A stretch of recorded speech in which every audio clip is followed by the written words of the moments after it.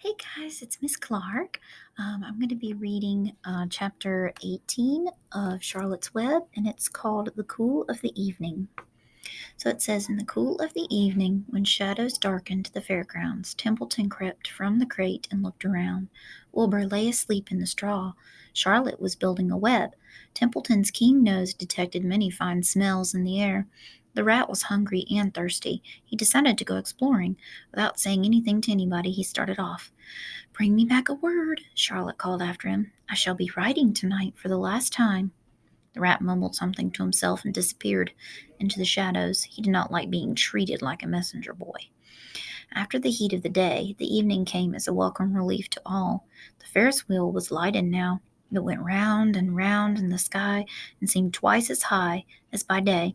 There were lights on the midway, and you could hear the crackle of the gambling machines and the music of the merry-go-round and the voice of the man in the Beano booth calling numbers.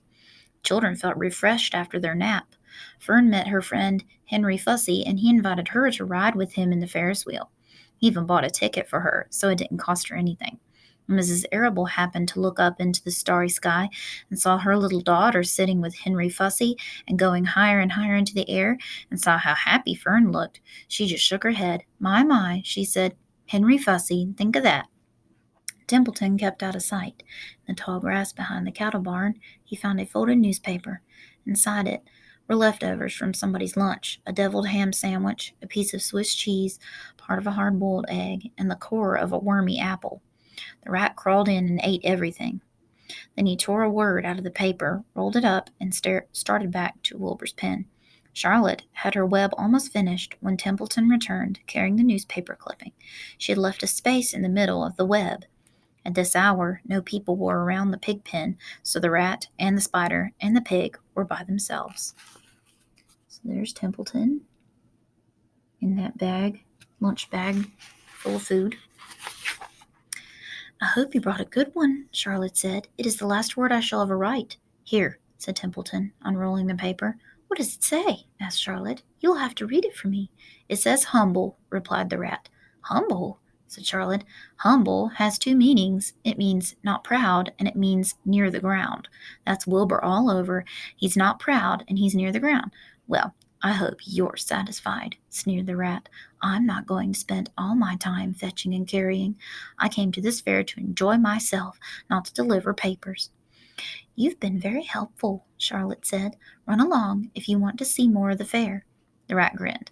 I'm going to make a night of it, he said. That old sheep was right. This fair is a rat's paradise. What eating and what drinking, and everywhere good hiding and good hunting. Bye-bye, my humble Wilbur. Fare thee well, Charlotte, you old schemer. This will be a night to remember in a rat's life. He vanished into the shadows. Charlotte went back to her work. It was quite dark now. In the distance, fireworks began going off, rockets scattering fiery balls in the sky. By the time the Arables and the Zuckermans and Lurvy returned from the grandstand, Charlotte had finished her web. The word humble was woven neatly in the center. Nobody noticed it in the darkness. Everyone was tired and happy. Fern and Avery climbed into the truck and lay down. They pulled the Indian blanket over them. Lurvy gave Wilbur a forkful of fresh straw. Mr. Arable patted him. Time for us to go home, he said to the pig. See you tomorrow. The grown-ups climbed slowly into the truck, and Wilbur heard the engine start, and then heard the truck moving away in low speed. He would have felt lonely and homesick had Charlotte not been with him. Right, so there's the picture of Templeton being all happy with himself. He never felt lonely when she was near. In the distance, he could still hear the music of the merry-go-round. As he was dropping off to sleep, he spoke to Charlotte. Sing me that song again about the dung in the dark, he begged. Not tonight, she said in a low voice. I'm too tired.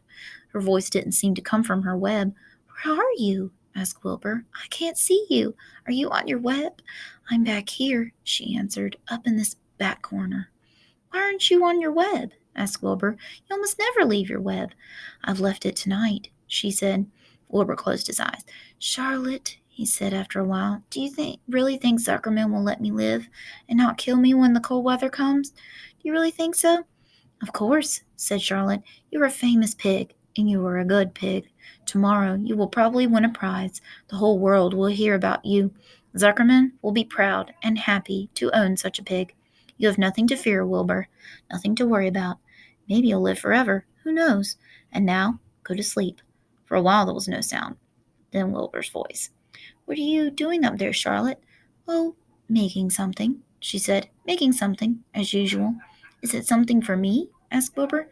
"No," said Charlotte. "It's something for me, for a change."